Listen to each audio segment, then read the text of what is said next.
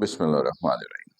चलिए अब देखिएगा, अब हम लोग एक और पॉइंट पहले डिस्कस करेंगे और वो है इंटरफेरेंस। Interference of wave. इसका मतलब देखिए, फर्ज कीजिए कि आपके पास दो वेव है, ठीक है। एक वेव ये है, एक वेव ये है, ठीक है। और ये दो वेव्स हैं और ये दोनों वेव्स आपस में कंबाइन हो रही हैं, ठीक है। जब दो वेव्स आपस में मिलेंगी, कंबाइन होंगी, तो क्या होगा? एक तीसरा वेव बनेगा। फर्ज करो ऐसा हो गया, दो वेव मिली है, तीसरा वेव बन गया। अब जो तीसरा वेव बनेगा वो कैसा होगा? फर्स्ट करो एक ऑप्शन कि तीसरा वेव ऐसे या तीसरा वेव ऐसे है।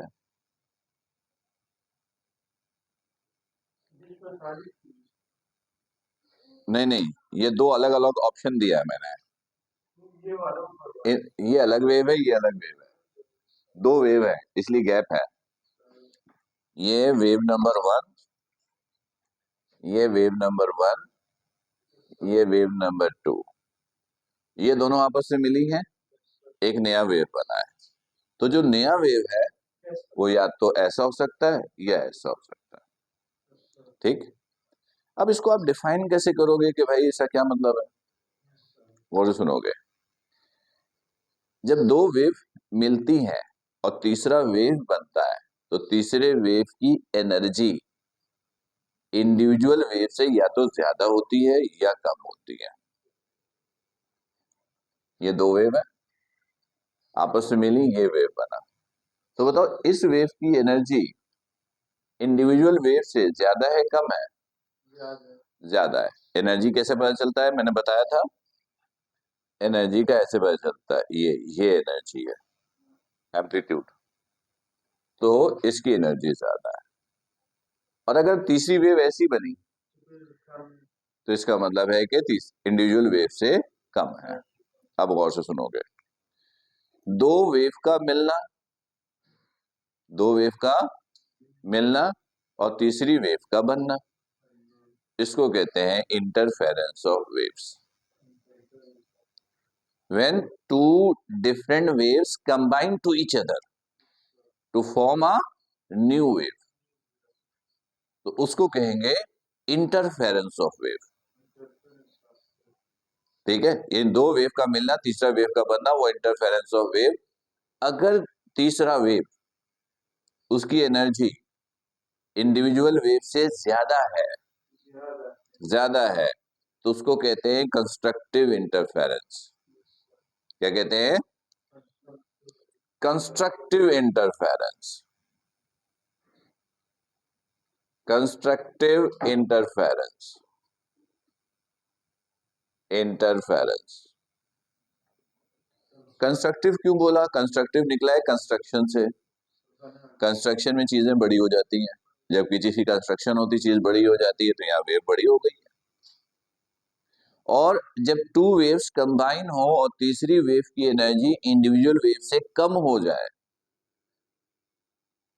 तो ऐसे इंटरफेरेंस को बोलते हैं डिस्ट्रक्टिव इंटरफेरेंस। क्या कहते हैं? Destructive interference. डिस्ट्रक्टिव किससे निकला है? डिस्ट्रक्शन से। डिस्ट्रक्शन का मतलब जब कुछ चीज तबाह होती है तो चीजें छोटी हो जाती हैं, तो इसलिए डिस्ट्रक्टिव। तो इंटरफेरेंस का मतलब है टू वेव्स का मिलना, तीसरी वेव का बनना, वो इंटरफेरेंस ऑफ वेव्स है। अगर वेव्स बड़ी बन जाए तो कंस्ट्रक्टिव इंटरफेरेंस, छोटी बन जाए तो डिस्ट्रक्टिव इंटरफेरेंस। ये समझ में आ गया? ठीक है। अब गौर से सुनोगे, एक और पॉइंट यहां पे क्लियर करें।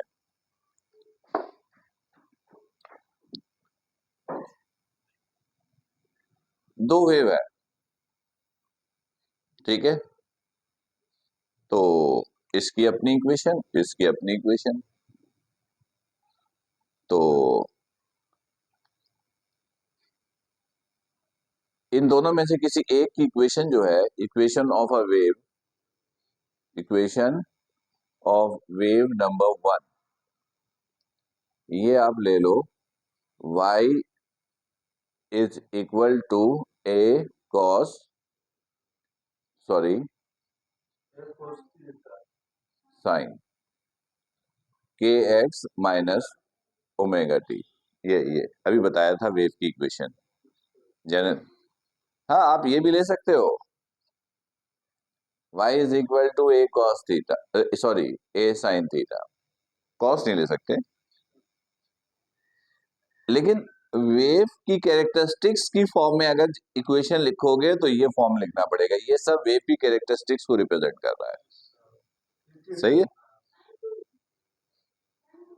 साइन, क्योंकि वेव जो है ना वो हमेशा साइनोसाइडल वेव प्रोड्यूस करता है। मतलब फर्स्ट को ट्रिग्नोमेट्रिक रेशियो का नाम सुना होगा, हाँ, साइन कॉस टेन, इनका अपना ग्राफ बनाओ तो साइन का ग्राफ ऐसे ही बनता है जिस तरह वेव बनती है। जिस तरह वेव बनती है ना, साइन का ग्राफ ऐसे ही बनता है, इसलिए इसको कहते हैं साइनोसाइडल वेव। और ये जो भी फॉर्मूला है ना, ये बाकायदा ड्राइव होकर आता है ऊपर से नीचे। वो हमारे सिलेबस में नहीं है डेरिवेशन, हम डायरेक्ट पढ़ते हैं। हाँ ठीक है, उसकी जरूरत भी नहीं है, सही बात है। ये वेव की इक्वेशन है इसकी। अच्छा फर्स्ट करो, इसकी है तो यहां पे लिख दिया y1। इन दोनों में ना फर्स्ट करो, सारी कैरेक्टरिस्टिक्स सेम है, energy, wavelength, frequency, time period सब सेम है।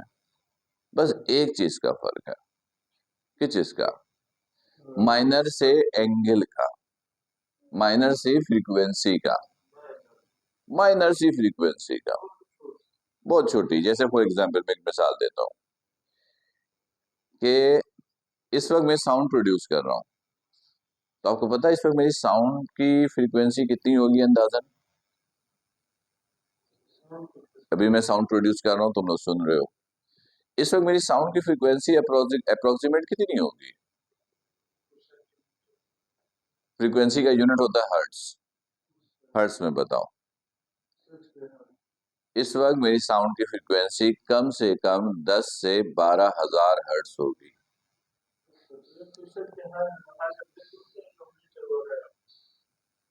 किसमें?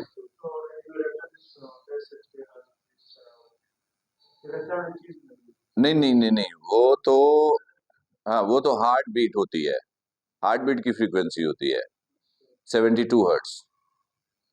जब हम ईसीजी कर रहे होते हैं तो दिल की धड़कन चेक करते हैं, दिल भी तो यूं यूं पंप करता है ना। ये एक वेव, दो वेव, तो ये एक मिनट के अंदर 72 वेव्स कंप्लीट करता है। आम इंसान का दिल, यानी नॉर्मल अगर हार्ट है तो एक सेकंड में यानी एक मिनट में 72 वाइब्रेशन है, तो इसकी फ्रीक्वेंसी 72 हर्ट्स है। तो वो जो स्क्रीन पे आप देखते हो ना, जब पेशेंट लेटा होता है और स्क्रीन पे आ रहा होता है, वो हार्ट की फ्रीक्वेंसी है। चेक करते हैं दिल की धड़कन स्लो तो नहीं हो रही है, ठीक है, तो वो मैक्सिमम 72 हर्ट्स है। लेकिन नहीं, हमारी जो है ना वो, यहाँ पे बताता हूँ तुमको, एक मिनट, हाँ, आवाज की नहीं, मैं समझाता हूँ। पहली चीज, जो साउंड इंसान सुन सकता है, अल्लाह ने जो इंसान की कान बनाई, ये कान नॉर्मल एयर के लिए किस फ्रीक्वेंसी की साउंड के लिए ये बनी है? ये बनी है 20 हर्ट्ज से लेकर 20,000 हर्ट्ज तक के लिए। यानी हर वो साउंड जो 20 से 20,000 हर्ट्ज की फ्रीक्वेंसी की रेंज में है, वो इसके लिए नॉर्मल है, और ये कान नॉर्मल काम करेगा। हाँ, अब सुनोगे, ये जो साउंड होती है ना जिसको हम लोग सुनते हैं, इसको कहते हैं ऑडिबल साउंड। ये सारी साउंड क्या है जी? ये सारी साउंड्स ऑडिबल साउंड है, सुन सकते हैं। ठीक है।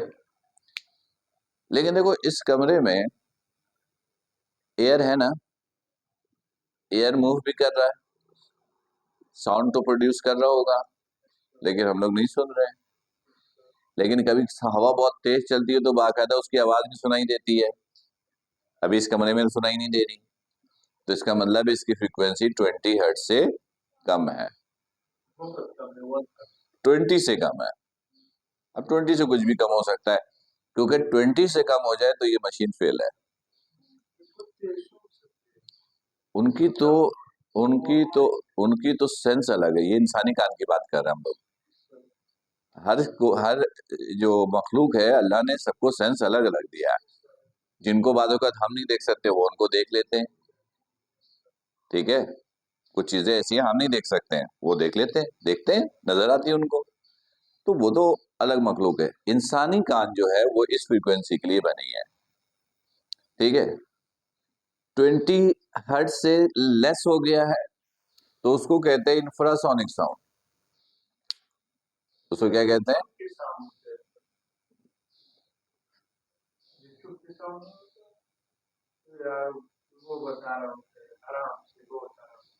हम्म,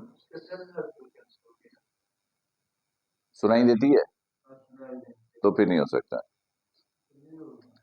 अगर आपको सुनाई दे रही है इस कान से तो 100% कंफर्म है 20 हर्ट्ज से ज्यादा और 20,000 हर्ट्ज से कम। मैंने एक मिसाल दी ना कि मेरी ये साउंड सुनो, इस वक्त जो तुम लोग सुन रहे हो,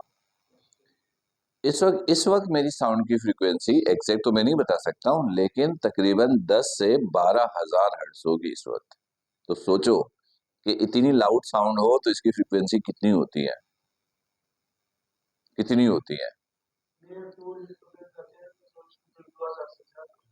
हाँ, वो जैसे बॉम्ब ब्लास्ट होता है तो वो जो आवाज पैदा होती है, या कोई मोटर चले, कोई दूसरी चीजें चले, जब आप उसके सामने खड़े होते हो तो आपका दिल चाहता है यार इसको बंद करवाओ, ठीक है।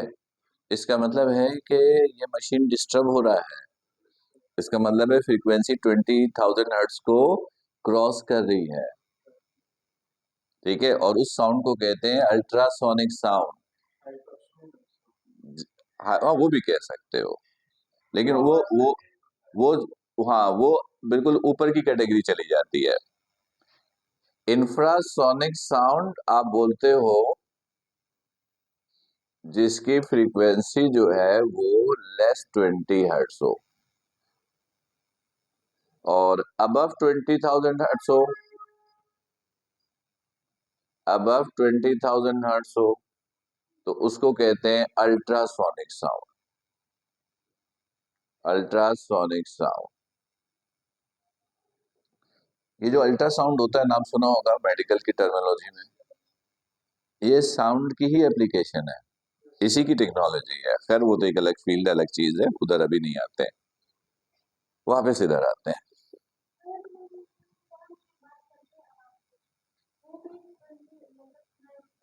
वो देखो, सुनो, तुम जैसे इसके कान में बोलो तो इसको सुनाई देगी, मुझे नहीं दे रही है, तो इसके लिए तो ऑडिबल साउंड है, लेकिन मेरे लिए इंफ्रासोनिक है, ठीक है। तो उसको सुनाई दे रही है, जो सुनाई दे दे वो ऑडिबल में आ गया और डिस्टर्ब भी नहीं करे। सुनाई भी दे रहा है और डिस्टर्ब भी कर रहा है तो ये अल्ट्रासाउंडिंग में चला गया। सुनाई दे रहा है, डिस्टर्ब नहीं कर रहा है तो ये ऑडिबल में है। सुनाई ही नहीं दे रहा तो ये इंफ्रा में चला गया। अगर मशीन नॉर्मल है तो पता चला मशीन ही खराब है, ठीक है। ओके, वापस इधर। हाँ, तो मैं ये कह रहा था कि ये दो वेव है, और मैंने कहा कि इनकी फ्रीक्वेंसी में माइनर सा फर्क है। आप बोलोगे सर माइनर सा क्या मतलब, कितना? Maximum, maximum 7 hertz, 7 hertz maximum. हाँ, तो मैं यही समझाना चाह रहा हूँ, मैक्सिमम 7 बोल रहा हूँ। तो मैं ये समझाना चाह रहा हूँ कि 7 बहुत कम होता है, यानी इतनी साउंड जो है वो 20,000 को क्रॉस कर रही है, सॉरी 10 से 12,000 को क्रॉस कर रही है, तो 7 कितना कम होगा। तो इन दोनों की फ्रीक्वेंसी में बस माइनर से ये फर्क है। अच्छा, फ्रीक्वेंसी का ताल्लुक याद रखो एंगल से होता है, एंगल से होता है। मैं अभी याद दिलाता हूँ, ये फॉर्मूला पढ़ा है, एंगुलर वेलोसिटी का फॉर्मूला। थीटा एंगल है, ओमेगा टी, फिर ओमेगा पढ़ा है 2 पाई/टी, और 1/t अभी अभी बताया था फ्रीक्वेंसी, तो ओमेगा की जगह लिखो 2 पाई/ft। ये देखो थीटा का ताल्लुक फ्रीक्वेंसी से है, सही है। हाँ हाँ हाँ हाँ हाँ, बिल्कुल बिल्कुल बिल्कुल है। दुनिया बहुत आगे चली गई है, ये तो कोई चीज ही नहीं है, समझो। ठीक है, बस अब हमारे यहाँ ये है कि दुनिया की इन तमाम चीजों को यूज करना है, तो बस आप पैसा खर्च करो। ठीक है, दुनिया ने सवाए मौत के हर मसले का हल ढूंढ के रखा है। ठीक है, लेकिन अब डिपेंड करता है कि किसकी पहुंच कहां तक है। ठीक है, अच्छा हाँ, ये देखो, तो एंगल का ताल्लुक किससे? फ्रीक्वेंसी से। तो इसकी फ्रीक्वेंसी में माइनर सा फर्क है, और ज्यादा से ज्यादा कितना फर्क है? 7 हर्ट्ज। तो अब इसको फिर, इसके लिए फिर मैं इसको ऐसे लिखूंगा, ये देखो, ए साइन सब सेम है ना, सब बाकी तो कोई तब्दील है नहीं, बस ये एंगल में माइनर सा फर्क कर दिया। -5, इसको बोलते हैं फाई। हाँ, इसको क्या पढ़ते हैं? जैसे वाईफाई होता है ना, तो ये है फाई। वाईफाई, तो ये सिर्फ फाई, सिंबल का नाम है फाई। वो पाई होता है, वो होता है पी आई, पाई 3.142 22/7, ये पाई, FI, पाई। ठीक है ना, ये सिंबल है। तो देखो, इन दोनों में इसका फर्क है, जरा सा एंगल का फर्क। ये एंगल, ये फ्रीक्वेंसी इससे ज्यादा का डिफरेंस नहीं रखता। अब सवाल पैदा होता है कि सर, ऐसी दो वेव्स आपस में मिल जाएं तो क्या होगा? दो वेव जिनकी फ्रीक्वेंसी में माइनर सा फर्क है, माइनर सा, वो मिल जाए, तो इन दोनों के मिलने से एक नई वेव बनेगी। और याद रखिएगा, वो कंस्ट्रक्टिव इंटरफेरेंस होगा।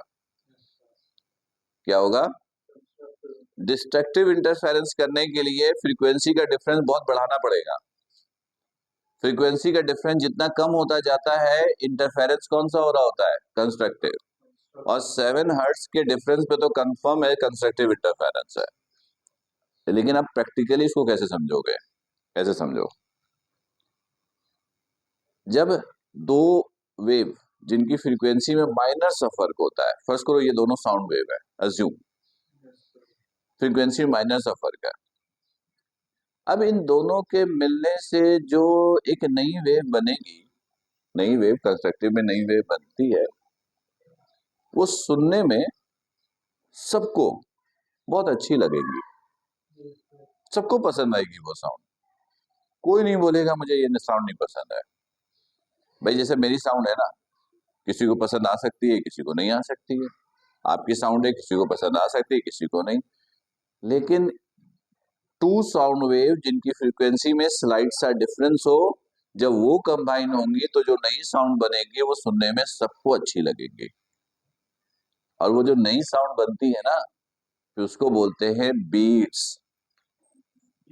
बीट्स, उसको बोलेंगे बीट्स। बीट्स। तो अगर मैं पूछूं, बताओ बीट्स कैसे प्रोड्यूस होगा?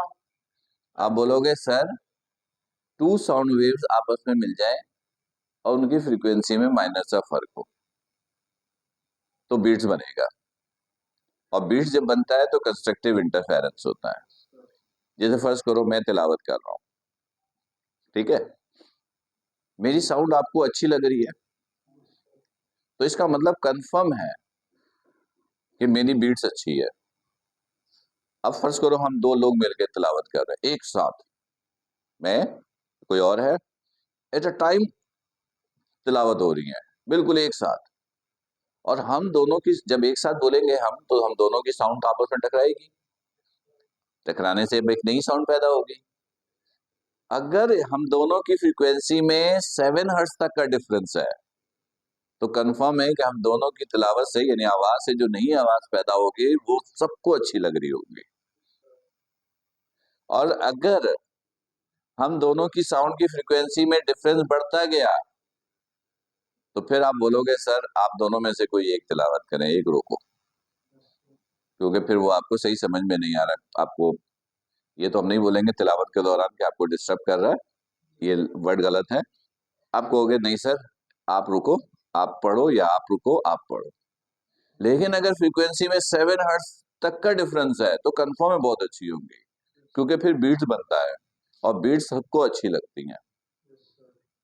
ठीक, बीट लिखा है, बी ई है, ई ई, हाँ मैं सही से ई बना देता हूँ। हाँ ये ई है। ठीक अच्छा ठीक है, बीट्स। ओके, अब सुनोगे। अब इन दोनों को हम कंबाइन कर दें, इन दोनों क्या कर दें, कंबाइन कर दें। ठीक है, तो किसकी इक्वेशन बनेगी, इसकी बनेगी। ये रिजल्टेंट वेव है, इसकी भी अपना एम्पलीट्यूड होगा, इसकी भी अपनी एनर्जी होगी। जब बीट्स की प्रोडक्शन होती है तो जो रिजल्ट वेव होता है उसका एम्पलीट्यूड मालूम करने का फॉर्मूला ये है, 2a cos π/2। इसके अंदर A R amplitude of resultant wave है, एम्पलीट्यूड ऑफ रिजल्टेंट वेव है। A amplitude of each individual wave है, ये इंडिविजुअल वेव है। मतलब ये जो दो वेव थी ये इंडिविजुअल, इसके ये है, इसका एम्पलीट्यूड ये ए है, और ये फाई वो एंगल का डिफरेंस है जो दोनों के दरमियान था। इन दोनों में ये फर्क था, ये फर्क था, ये वो एंगल है, यानी फाई जो है वो एंगल डिफरेंस है, एंगल। अब यहां पर एक पॉइंट और ऐड करो, एंगल का दूसरा नाम फेज होता है। क्या होता है, फेज। तो एंगल डिफरेंस को हम फेज डिफरेंस भी कहते हैं। ठीक, फेज डिफरेंस यानी एंगल का डिफरेंस। ठीक, अच्छा अब सुनोगे, इसको हम मजीद सॉल्व करें तो एक और इक्वेशन बनती है, वो इक्वेशन याद रखोगे। वो इक्वेशन होता है ये, एफ बी बराबर होता है F2 बराबर होता है F1 plus minus F B.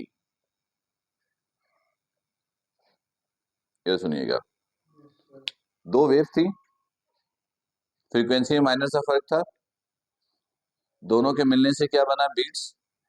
Beats कब बनेगा, जब फ्रीक्वेंसी में कितने का फर्क होगा, 7 हर्ट्ज का। इसमें जो F1 F2 है वो उन दो वेव की फ्रीक्वेंसी है जिनको आपने आपस में मिलाया था, यानी इन दोनों की, इसकी F1 इसकी F2, माइनर सा फर्क था दोनों में। और एफ बी जो नई साउंड बनी, एफ बी उसकी फ्रीक्वेंसी है। एफ बी का मतलब है फ्रीक्वेंसी ऑफ बीट्स, यानी मैं लिख देता हूं F1 F2, वेयर F1 और F2 ये फ्रीक्वेंसी ऑफ टू वेव्स है, फ्रीक्वेंसी ऑफ टू वेव्स। और जो एफ बी है ये फ्रीक्वेंसी ऑफ बीट्स है। ठीक, अब गौर से एक पॉइंट और सुनो, जब बीड्स बनता है तो दो वेव आपस में कंबाइन होती है, ऐसे ही है। जब बीड्स बनता है तो दो वेव आपस में कंबाइन होती है, कंस्ट्रक्टिव इंटरफेरेंस होता है, बड़ी वेव बनती है। ये जो पूरा फिनोमेना होता है, इस पूरे फिनोमेना को कहते हैं सुपरपोजिशन ऑफ वेव्स। क्या कहते हैं इसको? Superposition of waves. Superposition of waves, नाम पे गौर कर लो।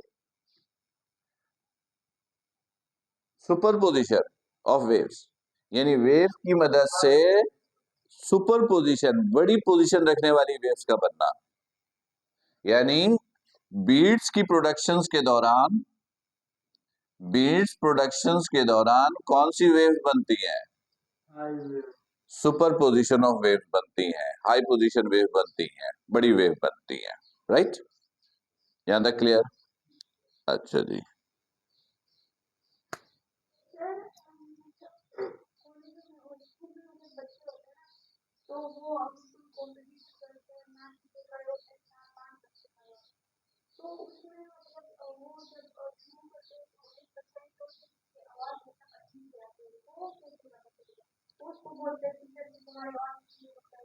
हाँ, उसका मतलब ये होता है कि उसकी साउंड की फ्रीक्वेंसी अच्छी नहीं है। देखो, अगर साउंड आपको नहीं पसंद आ रही ना, तो बस एक ही मतलब है इसका कि मेरी साउंड की फ्रीक्वेंसी अच्छी नहीं है।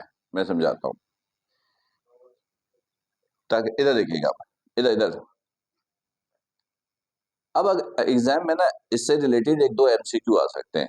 वो क्या? नंबर एक, इंसान की जो मशीन है एयर, इसके लिए बीट्स की फ्रीक्वेंसी कितनी है